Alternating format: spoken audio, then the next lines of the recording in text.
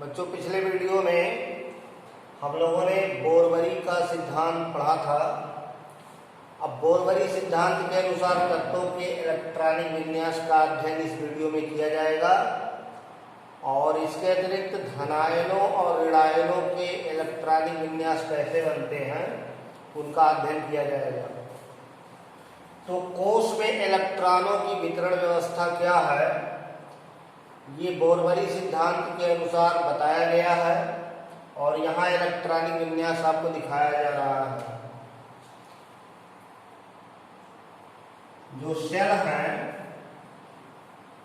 उनको K, L, M, N, O, P, Q इस तरह व्यक्त करते हैं। एलिमेंट में पहला एलिमेंट हाइड्रोजन, इसका परमाणु क्रमांक 1, तो इसमें एक इलेक्ट्रॉन है तो K कोश में एक इलेक्ट्रॉन भरा जाएगा। दूसरा एलिमेंट हीलियम है, इसका परमाणु क्रमांक 2, हीलियम में 2 इलेक्ट्रॉन तो ये K कोश में आएगा। तीसरा लिथियम है, परमाणु क्रमांक 3, तो 3 इलेक्ट्रॉनों की व्यवस्था होगी, पहले कोश में 2, दूसरे में 1। इसके पश्चात बेरिलियम, परमाणु क्रमांक 4, व्यवस्था होगी 2-2, K कोश में 2, L कोश में 2। बोरान, परमाणु क्रमांक 5, K कोश में 2 और L कोश में 3। फिर कार्बन, परमाणु क्रमांक 6, इलेक्ट्रॉनिक वितरण व्यवस्था 2-4, K कोश में 2, L कोश में 4। नाइट्रोजन, परमाणु क्रमांक 7, इलेक्ट्रॉनिक वितरण व्यवस्था 2-5। ऑक्सीजन, परमाणु क्रमांक 8, इलेक्ट्रॉनिक वितरण व्यवस्था 2-6। ऐसे फ्लोरीन, परमाणु क्रमांक 9, इलेक्ट्रॉनिक वितरण व्यवस्था 2-7। नियान, परमाणु क्रमांक 10, इलेक्ट्रॉनिक वितरण व्यवस्था 2-8। अब नियान तक K कोश में 2 और L कोश में 8 इलेक्ट्रॉन भरे गए। L कोश में अधिकतम 8 इलेक्ट्रॉन हो सकते हैं। इसके पश्चात अगला इलेक्ट्रॉन M कोश में जाएगा। जैसे नियान के बाद सोडियम आता है, सोडियम का परमाणु क्रमांक 11,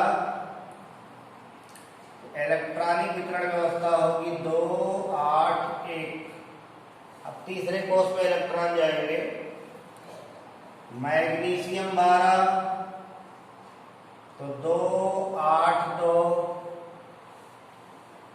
एल्यूमिनियम, परमाणु क्रमांक 13, 2, 8, 3।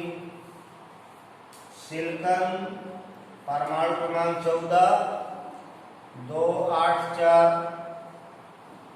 फास्फोरस 15, 2, 8, 5। ऐसे फास्फोरस के बाद अगला एलिमेंट है सल्फर, परमाणु क्रमांक 16, इलेक्ट्रॉनिक विन्यास 2, 8, 6। क्लोरीन 17, 2, 8, 7। आर्गन 18, 2, 8, 8। अब तीसरे कोश में जब 8 इलेक्ट्रॉन हो गए तो चौथा कोश भरना शुरू करेगा। यद्यपि तीसरे कोश में अधिकतम 18 इलेक्ट्रॉन आप भर सकते हैं, लेकिन जब तीसरे कोश में 8 हो गए तो चौथा भरेगा। तो चौथे में अगला इलेक्ट्रॉन जाएगा पोटेशियम 19, 2, 8, 8, 1। कैल्शियम 20, 2, 8, 8, 2।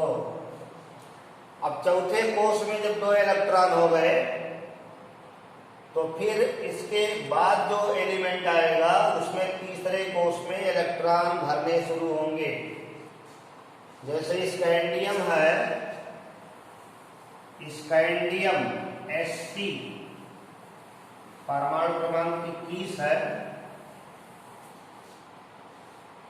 तो स्कैंडियम परमाणु क्रमांक 21 है, इलेक्ट्रॉन 21 हो गए। इनमें इलेक्ट्रॉन पहले कोष में 2, उसके बाद 8, यहाँ 2, अब ये बढ़ेगा, यहाँ 8 इलेक्ट्रॉन थे, यहाँ 9 हो जाएंगे। स्कैंडियम में के कोष में 2, यल में 8, यम में 9, यल में 2। अब यही तीसरा कोष बढ़ेगा, तीसरे कोष में अधिकतम 18 इलेक्ट्रॉन भर सकते हैं, तो ये 18 तक बढ़ेगा। स्कैंडियम के पश्चात टाइटेनियम 22, इलेक्ट्रॉनिक कन्फिग्रेशन 2, 8, 10, 2। वैनेडियम 23, 2, 8, 11, 2। इसके पश्चात क्रोमियम 24 है। ये पहला एक्सेप्शनल केस, पहला अपवाद माना जाता है। इलेक्ट्रॉनिक विन्यास के नियमों के विपरीत इसका इलेक्ट्रॉनिक विन्यास है। 2, 8, अब यहाँ 12 होना चाहिए, लेकिन 13 और 1 होता है। क्रोमियम अपने स्थायित्व को बढ़ाने के लिए बाह्य कोष में 1 और उसके भीतर 13 इलेक्ट्रॉन रखता है। इससे इसमें अस्थायित्व डेवलप हो जाता है। ये जो 3 है, सेल नंबर 3, उसमें sp-df में जब इलेक्ट्रॉनिक विन्यास किया जाता है तो 3d में 5 इलेक्ट्रॉन आ जाते हैं, वो हाफ फील्ड हो जाता है। तो क्रोमियम का 3d हाफ फील्ड हो जाता है। Half filled and fully filled orbitals are more stable in comparison to other configurations. तो क्रोमियम हाफ फील्ड रीजन के नाते एक इलेक्ट्रॉन भीतरी कोष में अधिक रखता है और बाहरी कोष में 1 कम कर लेता है, तो ये अपवाद माना जाता है। इलेक्ट्रॉनिक विन्यास के नियम का एक्सेप्शन माना जाता है। क्रोमियम के पश्चात मैग्नीज आएगा, Mn। मैग्नीज परमाणु क्रमांक 25, इलेक्ट्रॉनिक कन्फिग्रेशन 2, 8, अब यहाँ 2 ही रहेगा, ये 13। आयरन 26, 2, 8, अब ये बढ़ेगा, 14, 2। कोबाल्ट 27, 2, 8, 15, 2। निकिल परमाणु क्रमांक 28, इलेक्ट्रॉनिक विन्यास 2, 8, 16, 2। कॉपर 29, दूसरा एक्सेप्शन कॉपर 29 है, इलेक्ट्रॉन भरे जाएंगे 2, 8, अब यहाँ 17 होना चाहिए, लेकिन यहाँ 18 और यहाँ 1 होता है। इसमें 3d पूरा भर जाएगा, 3d 10 हो जाएगा। तो फुली फील्ड d ऑर्बिटल्स ज्यादा स्टेबल हो गया, तो ज्यादा स्टेबिलिटी को प्राप्त करने के लिए कॉपर में 1 इलेक्ट्रॉन अंदर ज्यादा और बाहर 1 इलेक्ट्रॉन कम, तो कॉपर दूसरा एक्सेप्शन है। फिर जिंक 30, 2, 8, 18, 2। तो इस तरह क्रोमियम 24, कॉपर 32, 2 एक्सेप्शनल केस मिले। अब तीसरा कोष जो है वो 18 हो गया।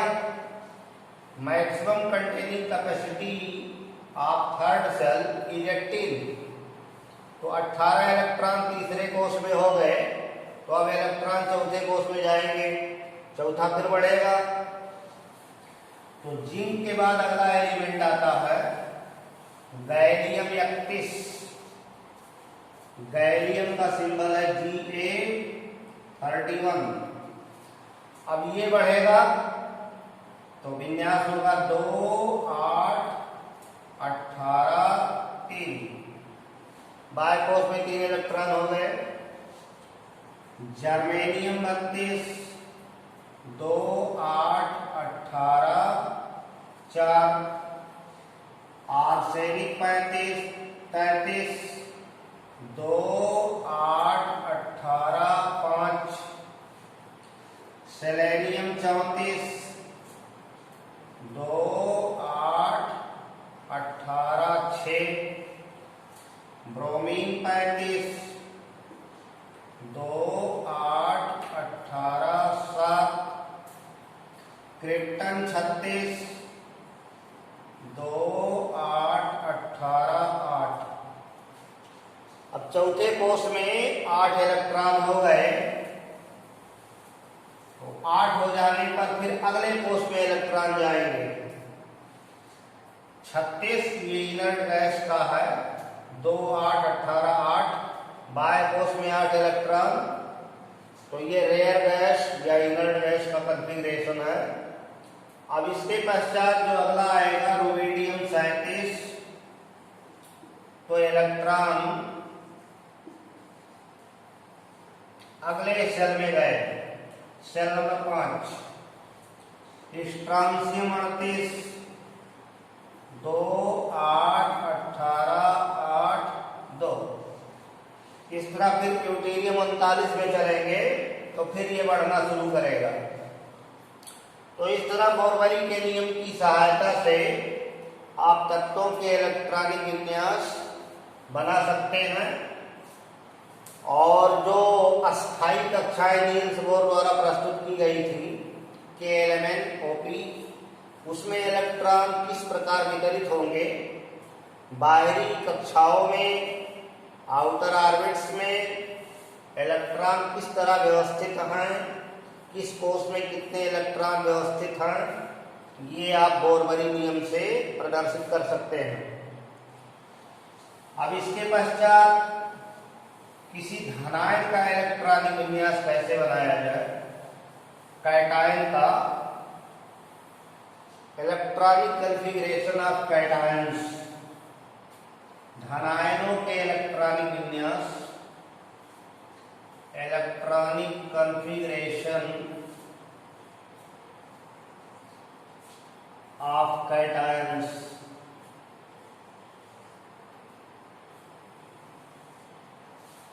धनायनों के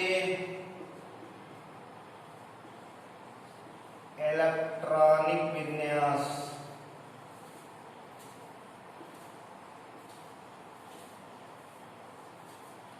किसी परमाणु से धनायन तब बनता है जब वो इलेक्ट्रॉन त्याग दे। इलेक्ट्रॉन निकलने के पश्चात परमाणु में प्रोटॉनों की संख्या इलेक्ट्रॉनों से अधिक हो जाएगी, इसलिए परमाणु धनावेशित हो जाएगा। प्रोटॉन अधिक हो जाने से पॉजिटिव चार्ज आएगा। जैसे अगर कोई परमाणु यम से दिखाया गया और इसमें से n इलेक्ट्रॉन निकल जाए, तो इस पर n पॉजिटिव चार्ज आएगा। क्योंकि n निगेटिव निकल गया, तो इस परमाणु में प्रोटॉन और इलेक्ट्रॉन बराबर थे। पॉजिटिव चार्ज निगेटिव चार्ज के बराबर था, इसलिए परमाणु विद्युत उदासीन था। अब इसमें पॉजिटिव चार्ज बढ़ गया, निगेटिव चार्ज घट गया। प्रोटॉनों की संख्या अधिक हो गई, इलेक्ट्रॉनों की संख्या कम हो गई, इसलिए पॉजिटिव दिखेगा। जैसे सोडियम है, एक इलेक्ट्रॉन त्याग दे तो एक पॉजिटिव चार्ज यहां दिखाया जाता है। तो ये सोडियम का उदासीन परमाणु है, न्यूट्रल एटम है। इसमें 11 प्रोटॉन 11 इलेक्ट्रॉन, तो पॉजिटिव निगेटिव दोनों चार्ज बराबर हैं। जब एक इलेक्ट्रॉन निकाल दिया तो प्रोटॉन तो 11 ही रहे, इलेक्ट्रॉन 10 हो गया। तो पॉजिटिव चार्ज बढ़ गया, और पॉजिटिव चार्ज बढ़ने के नाते यहां दिखता है। ये कैटायन हो गया, धनायन हो गया। कैटायन बनने में इलेक्ट्रॉन सदैव बाह्य कोश से बाहर निकलते हैं, आउटर ऑर्बिटल से इलेक्ट्रॉन बाहर निकलते हैं।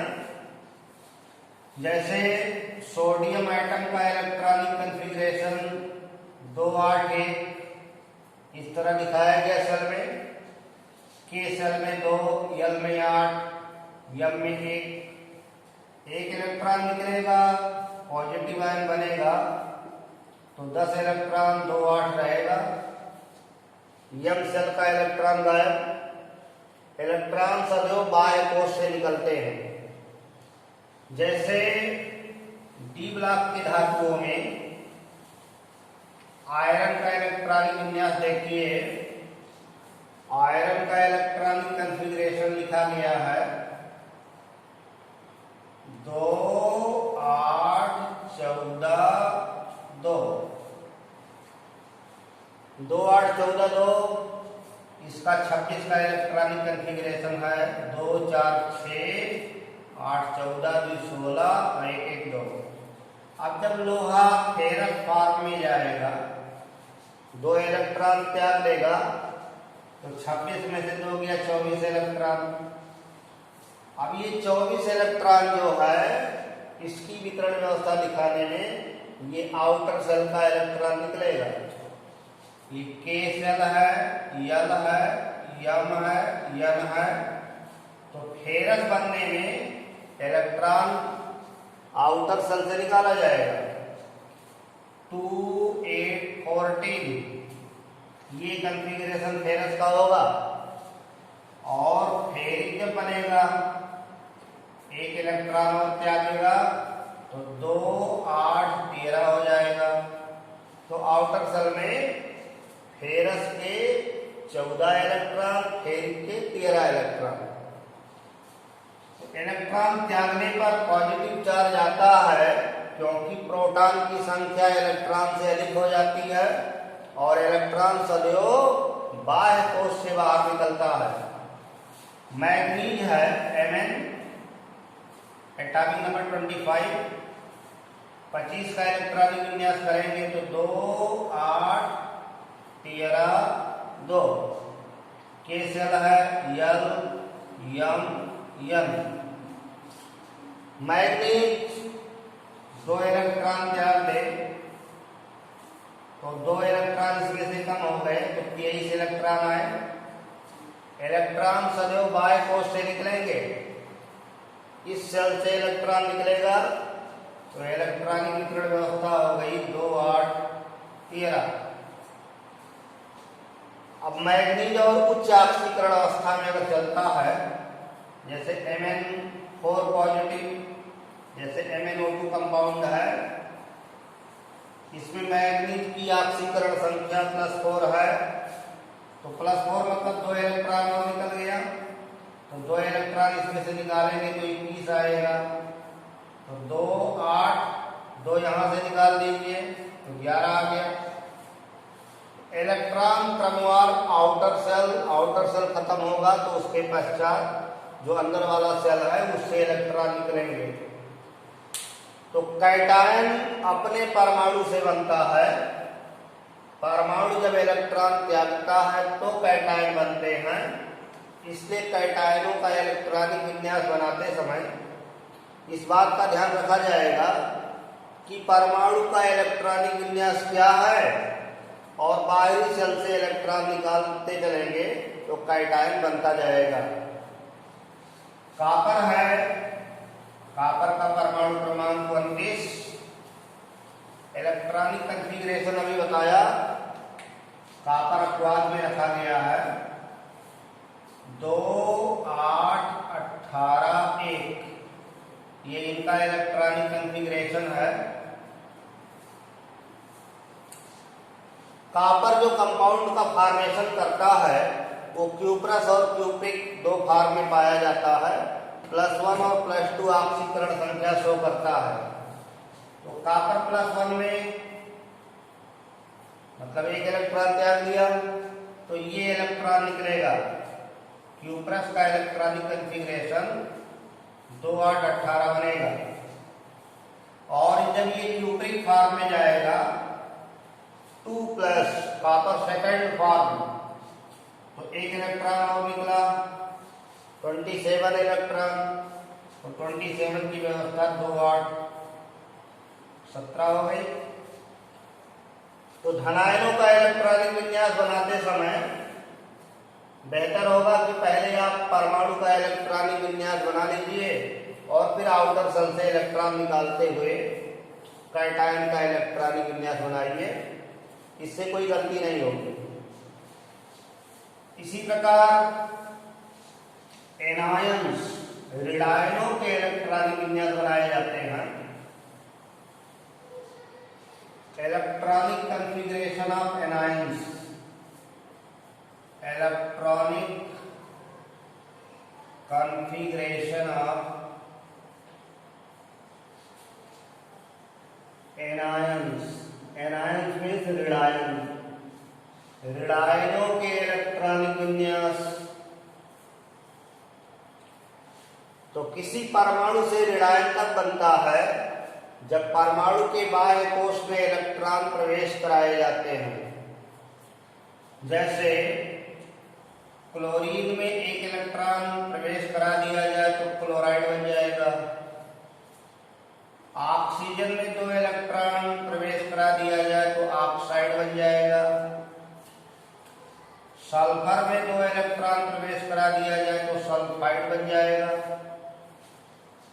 क्लोरीन का परमाणु क्रमांक 17, तो इसमें 17 प्रोटॉन है, 17 इलेक्ट्रॉन है।